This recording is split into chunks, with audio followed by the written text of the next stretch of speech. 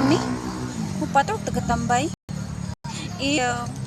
Alam mo pang gabae, nagsigal lang ninyong mata, nagsigal lang ninyong mga mata, mapatol may anak ninyo, gabaga ra na inyong mga nawong. Di man mo makabuhi sa mo tong mga tambay mo. Makabuhi di mo. Ano mga tambay? Yaks iyo kaluod. Sige raglaag kaon diri kaon dito. Makakabalayan sila kaon-kaon. Unsa man o mo gabae wa mo kakuha ng balay ninyo? Pagkaulaw raman mo oy, naghangol-hangol man mo mga pagkaon.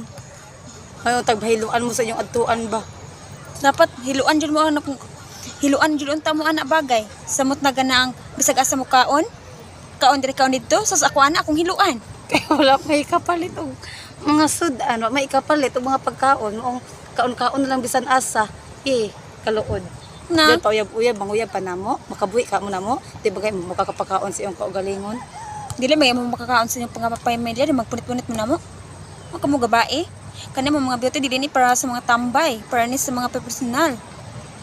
Kuwe, makayo ng mga tampay. Ay, nagsigil lang ang mata, naglugtok. Nagsigig paniid, asa ang piyesta, asa ang birthday, kay bukaon na pod, pupakals na pod, puway ulaw. Nga, mo agto dag silingan sa mo tang nahika-hika ang silingan, mo ato dag silingan. Nagranwa na. Puwe,